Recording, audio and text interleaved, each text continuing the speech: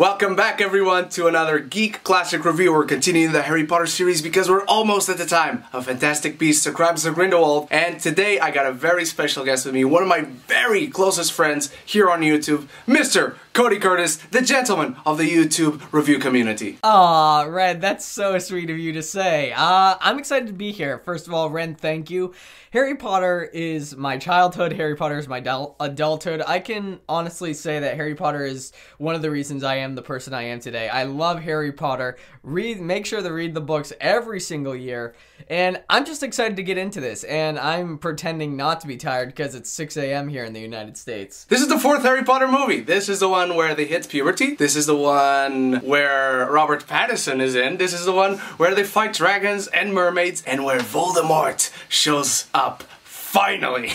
Honestly, when it comes to this film, there's one thing that I've learned to do getting older, and that's I don't really like comparing the books to the films anymore because I realize they're two different mediums. But overall, as far as a book adaptation goes, honestly, I really enjoyed Goblet of Fire. I thought it was very, very, very well done. And yes, the best part about it for me is the fact that even through Sorcerer's Stone up to Prisoner of Azkaban, it's even though it touched on it, it didn't really feel like we were getting into those really dark elements, those dark and gritty elements that we would get in every other film after Goblet of Fire. But here, it's really the first time it's presented, and it's presented in a really cool and unique way, in my opinion. Yeah, I totally agree with you because I think Prisoner of Azkaban is a film that changed the status quo, but even in that film we have the usual beginning with the Dursleys, and we have some whimsical scene to present us to the magic, and then Harry goes on to Hogwarts. This film starts off with one of the darkest scenes in the whole franchise, with that old man at the graveyard, and then he sees this light in this old house, and he walks in and it's Voldemort, and they just flat out kill him. This is how the movie starts. Yep, it's how the movie starts, and it just sets the proper tone for what's going to be happening throughout the entire rest of the film. When it comes to Goblet of Fire, it's not one of my favorite Harry Potter movies. There are sections in it which are my favorite Harry Potter scenes in the entirety of the franchise. It's not one of my personal favorites, though. But I will say that Goblet of Fire, I do feel it is an important change for the Harry Potter films, as we've already established. But then we get the Triwizard Tournament, and this is one of those things where everybody, 50% of the time, when they saw the new interpretation of Dumbledore, they got on edge and they gripped their armchairs. And I was one of those people because what we got with Richard Harris is different than what we got with Michael Gambon. And yeah, at first I kind of hated it, but now I've come to grips with it and realizing that he was just doing another interpretation of Dumbledore, because although we did get the calm, cool, collected version of Dumbledore, in the books it's also one of those things where we also got the version of Dumbledore that Michael Gambon presented, but we never got a Dumbledore that was kind of the splice of those two images. I won't say I was angry about the change of the actor, I just didn't understand at the time, didn't think about it much. But I do think that neither in Prisoner of Azkaban nor in this film we have the chance to really get used to this new Dumbledore. I think that only comes in Order of the Phoenix, with Dumbledore as an exponentially bigger role in the saga, and with his involvement with Harry and what we soon find out about his character's intentions. I agree with that. You know, getting down to brass tacks, the Triwizard Tournament, if there is one thing, I loved pretty much everything about it. How they did it from beginning to end, and what I can say about it, if I have any issues with how they did the Triwizard Tournament, there are just some elements from the book, although they might be superfluous from getting us to where we're going to, which is the return of Voldemort. There are some parts of the book that I wish would have been added, or at least particularly one, and that's with the Sphinx. That's with the riddles.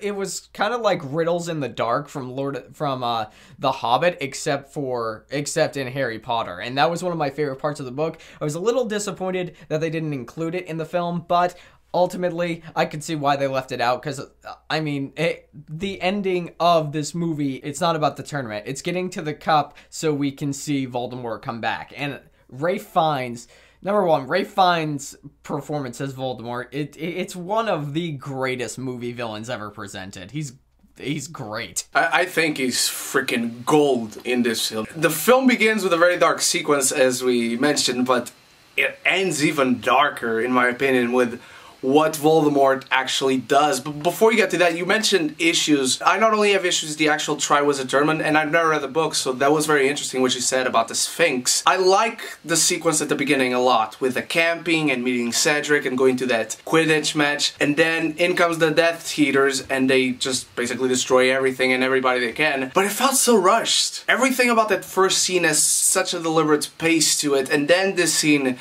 is meeting new characters, trying to get used to them, going camping, and then there's this tent that's bigger on the inside, much like the TARDIS from Doctor Who, I'm realizing now. And then we have this this match, and we're meeting also this character who's going to go to the ball with Hermione, even in the film eventually, and then boom, everything started exploding, and we're back on Hogwarts, and we settle in. And it feels so rushed. Is that any different in the book? Well, yes, of course it is. Because, you know, when it comes to books, there's always more detail than what you get in the film. And honestly, even separating myself when it comes to seeing the film and the book, it does feel rushed. Jesus, I hate being this person. But when it comes to comparing the book to the movie, the Quidditch World Cup at the very, very beginning of the book, it's a good 2 chapters long, and there's a very specific reason for that, because you're getting establishing not only with the characters we already know, but you're getting you're getting to meet all of these different characters that are gonna be shown throughout the entirety rest of the story. For one thing, Victor Crumb, Fleur Delacour, these characters inside of the movie, it feels as though if you you could take them out and replace them with Bob and Janice, the janitors from high school, and it wouldn't even matter. That's one of the things where I feel the book does go better, because although their involvement isn't really all that much better in the book, but there is more detail to who they are as people, and there are more scenes with them, so you actually feel like they're fleshed out characters. In the film, it does have a very choppy and rushed feel, and I feel as though this is one of the issues that I find people have with the first couple of Harry Potter movies, is the fact that they were almost 3 hours long. Goblet of Fire is one of those films I feel would have benefited from being almost, if not 3 hours long. Another issue I've always had with this film, I wanted it to be longer. There are so many scenes that feel so expertly crafted. Every detail about it is thought of. And then there are others that just rush through it. That's not even the biggest issue I have with this film, because one of the things I've always admired about this franchise was how they explore characters and how they allow the characters to grow on screen and us, the audience, to grow with them. And in this film, they certainly do stuff right in that sense. They explore puberty really well. There's this build-up to the ball that they're doing throughout the film. I think it's really good. The looks that boys are giving to girls, it's not just innocent stuff anymore. They're actually looking and kind of evaluating each other, let's say. And I love the banter that goes on when Ron gets his, let's say, dress for the ball. That's another thing, is that with all the darkness that is inside Goblet of Fire, there are some points of humor, and for me personally, I thought all the amount of humor they put into the film actually worked. Like the dress, like Moaning Myrtle meeting Harry inside of the boys, the prefect's bathroom. That also worked for me. One of the bigger things that disappointed here to me, and this was a disappointment that I had with the book and the film. I know I'm mentioning the book a lot, but it's who I am. I'm such a big fan of these books. One of the bigger things is I understand that Harry was dealing with his own personal stuff with the Triwizard Tournament, the fact that his name was put in the Goblet of Fire. One thing that I had a problem with when it comes to both mediums is his relationship with Draco Malfoy in the book and the movie, because it feels as though that relationship was pushed aside. I'm not saying I don't understand it, I'm just saying I don't like it, because all of this, I mean, all the way up to Half-Blood Prince, we're built up not only hate Draco Malfoy, but we're also trying to give an understanding of who he is as a character. And in both the book and the movie, in Goblet of Fire, it doesn't feel like he was really given any attention at all, besides a bratty school kid. Yeah, I do miss a lot of character stuff in this film that I've praised so far in the other films and in the ones coming after this one. I think that's one of the key things that's missing in Goblet of Fire, because like you mentioned, everything about puberty and all that stuff in this film and relationships, they really smartly play it for humor, because the film is otherwise very dark. But that's really it as far as characters are concerned, as character development is concerned. You have the whole discussion with Ron and Harry, but that doesn't really work for me because this is not the first year they met each other, it's not the second, it's not even the third. This is their 4th year together as best friend, as roommates, as people who've saved each other's lives repeatedly. I don't think Ron has any moral to doubt Harry at this point. After Philosopher's Stone, after freaking Chamber of Secrets, after freaking Prisoner of Azkaban, where he finds out his rat was the bad guy all the time. It just doesn't work for me at all in this film. Although for me, I feel as though the jealousy at the beginning, I felt a little bit of jealousy at the beginning and his anger towards Harry did work, you know, because of puberty. But after that point, I feel as though if they showed, you know, a little bit of jealousy, if he had one small argument with Harry to just show the jealousy he has towards Harry having this opportunity for glory, I feel as though that would be a good way to establish the kind of mentality he's going through, you know, puberty and all that other good stuff. But continuing it on after that point, it's just, it feels superfluous. It feels like it's not even needed. I understand what the filmmakers were trying to do. Unfortunately, it just does not come together in a very, very cohesive way.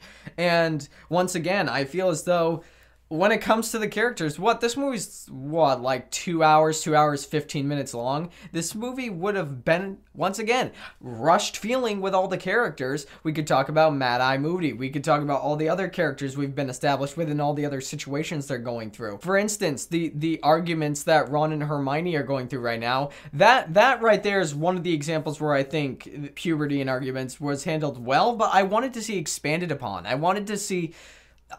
I guess what I'm saying is I wish we had gotten a 3-hour cut of Goblet of Fire, because essentially the Triwizard Tournament, the Goblet, it's a fantastical, it's an epic. The Goblet of Fire is set up to be an epic, and it's 2 hours and 15 minutes. It should have been 3 hours long, in my opinion. That would have given you time to not only expand the characters, to expand the length of the tournament and make them much more exciting, much more fantastic, which they are. The first task, getting the dragon egg, that is one of the best parts of the entire movie.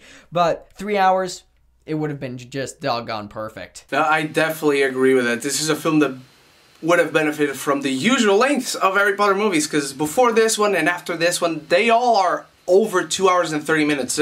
I think they're all around 2 hours and 45 minutes, something like that. You mentioned where the importance of this film is, and that's the tournament. And that's where the stakes are. That's where our story is, even if they realize it or not. So let's go right to the tournament, because I love the first trial. I even think it should have been the second trial.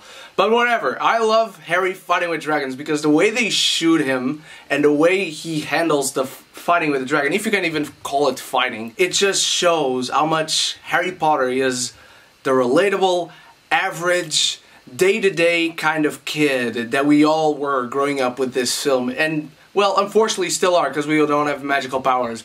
But I think it's such a great thing about the character, and even in the second trial, eventually they show more of who he truly is. Yeah, they do. And seeing, I mean, it's one of those things where it's just very humorous, and not just with Harry, but also with Rita Skeeter, with the Wizarding's World's version of media and news broadcasting. It's hilarious, because when they're in that tent, when Harry's just about to go fight a dragon and go get his dragon egg, Hermione comes back to make sure he's okay, and then Rita Skeeter's there to just capture the whole thing and then publish it onto the news. Now, this is one thing where, once again, I wish it had a 3-hour runtime, because, once again, I think Rita Skeeter and just the cruelty of what the media was like in Harry Potter's world is much more expounded upon, but I think they did a good job at just summarizing what the news media was trying to do to Harry and why Rita Skeeter was there. I mean, that was great. Through all 3 challenges, it's just so extraordinary to see Harry put in these situations where she is just not prepared for whatsoever. And we also get to see the terms of Harry's character. We already knew that he was a great person overall,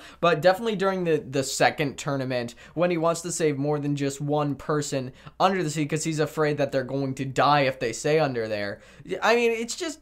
another reason to love Harry Potter. Is he a character with flaws? Yes, of course he is. He has many flaws, but that's also one of the reasons why he's such an amazing character to root for. The fact that he can choose in the second trial is very much a flaw, perhaps his biggest flaw. Who to save? He can choose one out of two people. But that's very much what makes him a hero. That's the definition of who this hero is for us. Yeah, can we just say that's another great thing about the Harry Potter films, and that's something that is so amazing, is we have 8 films involving Harry Potter, and there is never, well, I suppose you could say some are not as good as others, but there is never a bad performance in any of these movies. And that's the incredible part, especially since Daniel Radcliffe, Emma Watson, Rupert Grint, I think Rupert Grint was about 16 at the time, but Daniel Radcliffe, Emma Watson, they were both 14 and 15 years old when they shot this film, and they're giving performances that adults struggle giving. And plus, they're surrounded by an amazing supporting cast of some of the most legendary actors within the British realm that they've got. I mean, you have, let's see here. For this film particularly, we have David Tennant, Michael Gambon, Alan Rickman, Maggie Smith. The list goes on and on and on. It's funny to see down the road how Brendan Gleeson got his kid involved in this franchise. You know what? There is one little event that we should probably talk about. And it's none of the tournaments. It's what happens in the graveyard. This scene is so freaking tense. I love the sequence in the maze. I love how everything feels like an illusion. And let's just mention that the people who go to watch this, like, at the entrance, they don't see shit. Unless there's like a portal that works as a television. Yeah, just imagine. Imagine a football game where you can't see anything until the game's over. The ending, in my opinion, it might very well be the best sequence in the entirety of the Harry Potter franchise. From beginning to end of the graveyard sequence, this is where we get introduced into Voldemort. This is the darkest that the Harry Potter films has ever been. Up until, I would say, yeah, Deathly Hallows Part 2, which it might even be darker than that. It's the return of Voldemort. It is what everybody has been in anticipation of. And the way they bring him back, it's grotesque. It's rough to watch. In fact, it's the most rated R sequence in the entirety of the Harry Potter franchise. Because you have Wormtail, first of all, cuts off his own hand, then takes Tom Riddle's father's bone, and then gives a big gash into Harry's wrist, and then drops the blood into the pot, and then we get this really grotesque sequence where you see Voldemort, who looks like one of those little xenomorph babies, come back to life. It's disgusting. He comes back, and then we get the brilliant scene of Ralph Fiennes being Voldemort. Yeah, you continue, Ren, because, jeez. I mean, there's not much to say. Flat out kill Cedric. Boom! Avada Kedavra. He's dead like stone. He falls to the ground and he just has this blank stare at the camera. Cause I think it's always pretty violent when people die with their eyes open. I don't know why. It has always affected me. When people die with their eyes open, that's the most violent way you can possibly die. And Harry breaks down. It's so, he sees a person dying in front of him and he's now going to have the memory of that. Like when his parents died, he was not even 1 year old, I believe. I might have that wrong. And now this guy he just met and that helped him out so much. He was such a good person and now he just dies and Voldemort, everything is going to shit at the same time in Harry Potter's life. The awful thing is when you break down and you look deep into Harry Potter's story, his life is just terrible. He has so many awful things that happen to him on a continuous basis. And then essentially he sees this world's version of Hitler come back to life. Then we get the whole meetup with the Death Eaters and we get to see Voldemort's rage and madness. And then we get the final confrontation between Harry and Voldemort. And this is the part where I think when I was younger, this is definitely the part in the film and in the book where I realized just how powerful of a character Harry Potter was. And it was amazing to see, especially what happens considering afterwards. Yeah, because afterwards, I still remember my reaction when I first saw this film. The ghosts come on and my reaction was like, Force ghosts! And they help Harry Potter out in facing Voldemort. It's such an endearing scene when they're surrounding him and they just grab his shoulder and they're like, you can do this. Like, you can do this in the sense, it's not time to destroy him, you cannot beat him yet, but you can stand up to him and survive and live to tell the tale.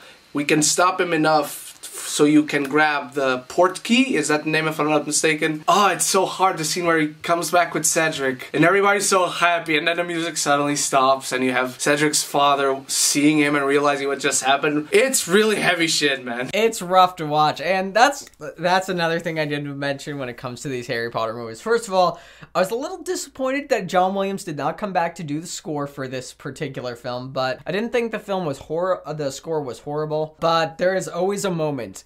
Every single Harry Potter movie, there is always a moment, and I remember where each one of it is, where I will break down into tears. When it comes to the first 3 Harry Potter films, it was always the moment towards the end of the film when the score queued up, and it was always really, really beautiful and sad, and then partially because as far as Harry Potter goes, there is more of a personal take and personal relationship I have with the relationship between Harry, the Dursley, and Hogwarts.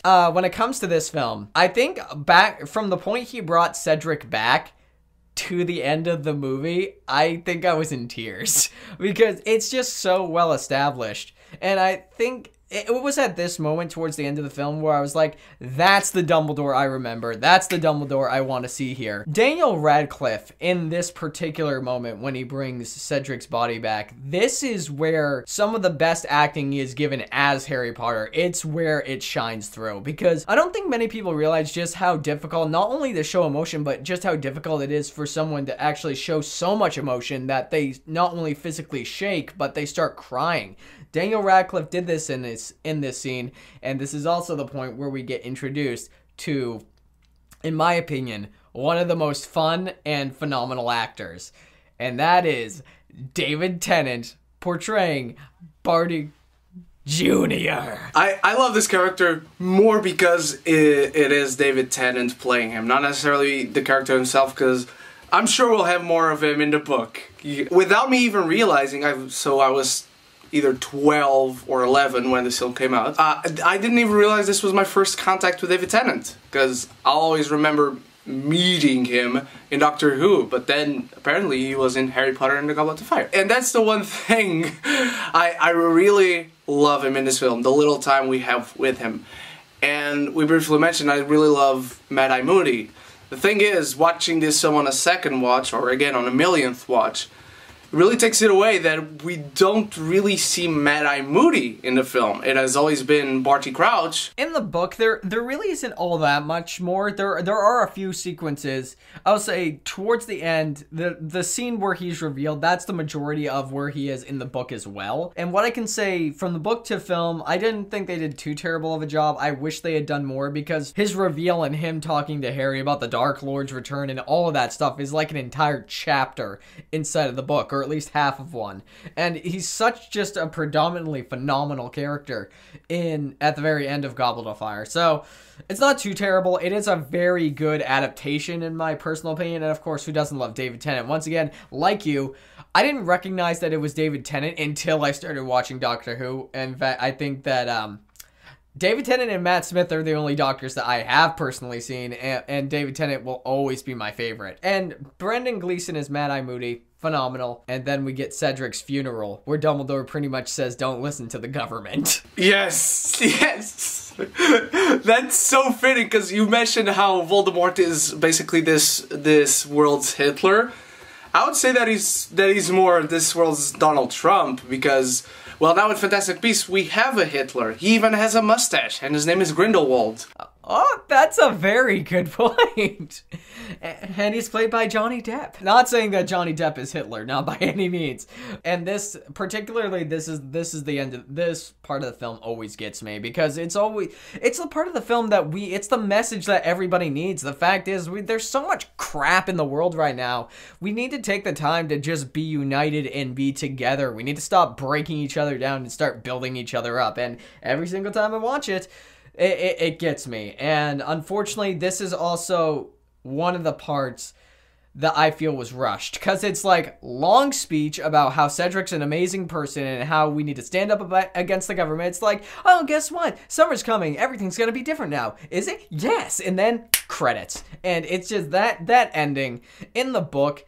There's another like chapter to 2 chapters talking about the ending of everything. You know, Harry is still feeling that weight, and so one of the things I love about the end of Goblet of Fire is when Dumbledore comes to him, and basically it's kind of like the Good Will Hunting moment inside of Harry Potter and the Goblet of Fire, where Dumbledore comes and talks to Harry and tells him that what happened to Cedric, there was nothing that he really could have done and it wasn't his fault. So it's brilliant. What can I say? Let's grade this. So, with all its ups and downs, I think there's a lot of character development missing here. I think there's a lot of exposition that this film deals with because of all the little kinks and everything that people need to specifically do for each trial and what Harry gets taught and whatnot. But the beginning of this film, the ending of this film, what thematically strengthens this film is all there. And I don't think this is the weakest Harry Potter film. I don't think it's the strongest. I think it's right down the middle. And I'm going to give Harry Potter and the Goblet of Fire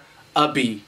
How about you, Cody? Okay, me? It does feel very choppy, and along the fact that I feel the movie could have been 3 hours long, there's character development that could have been more established, and the majority of this film does have a very rushed feel to it. So, when it comes to this, Ren is completely right. The beginning and the end of it is phenomenal, but I would also go to say that all the Triwizard tournaments throughout the film, those are fantastic. And Harry Potter, Daniel Radcliffe, or I should say Harry, Ron, and Hermione, once again, are the most developed characters, not just from the films that come before standpoint, but from this film in particular. They are the characters that have the most development in them. So with all that, I still really enjoy Harry Potter and the Goblet of Fire, and I am going to give Harry Potter and the Goblet of Fire an A-. My beautiful geekies, thank you so much for watching, and thank you, Cody, for being here. Where can the people find you on YouTube? Or anywhere else? Well, if you guys want to contact me on YouTube, all you gotta do is go to the YouTube search bar and search Cody Curtis. It will definitely be the first name that pops up. Or you can also find me over at our buddy Zach Pope's channel. Me and him have a ton of projects going on. Either a podcast, the Sweet Podcast, which Ren has been a part of. And that was phenomenal to have you on there, Ren. But besides that, we also have a little big project coming out next year that we're going to get into eventually. But if you guys want to find me on social media, just search Cody Curtis or _Cody_Curtis on Twitter, Facebook, Instagram, Snapchat, or Stardust, movie reactionary app right there. And if you want to find me outside of those two things, I actually do some work for the school I'm going to. If you search up usmfreepress.org, you can find my written word of some of the movies that I've either reviewed or I've just talked about the horror genre in general this month. And then I also have a podcast with the local radio station called Film Time with Cody Curtis, where I go and talk about the various movies that have come out during the weekend. So, do yourself a favor, go check that out, show some love. You guys are all fantastic. And once again, Ren, thank you so much for having me. That was long-winded, but it was meaningful. Well, I'm going to put every single one of Cody's links in the description below, especially that last one, which I'll have to ask him for. Please do check Cody out. I have been on the Sweet Film Podcast. And again, thank you so much. I am humbled by you, Cody, and by everyone that has joined me so far, and everyone who will still join me in the rest of the Harry Potter reviews. There are 4 movies to go, and we are midway through the magic journey of Harry Potter until Crimes of Grindelwald. Thank you so much once again. I'll see you guys in the next review, so until then, stay beautiful, stay geeky, and if you haven't done so yet, click the subscribe button, click the bell, so we can be geeky united!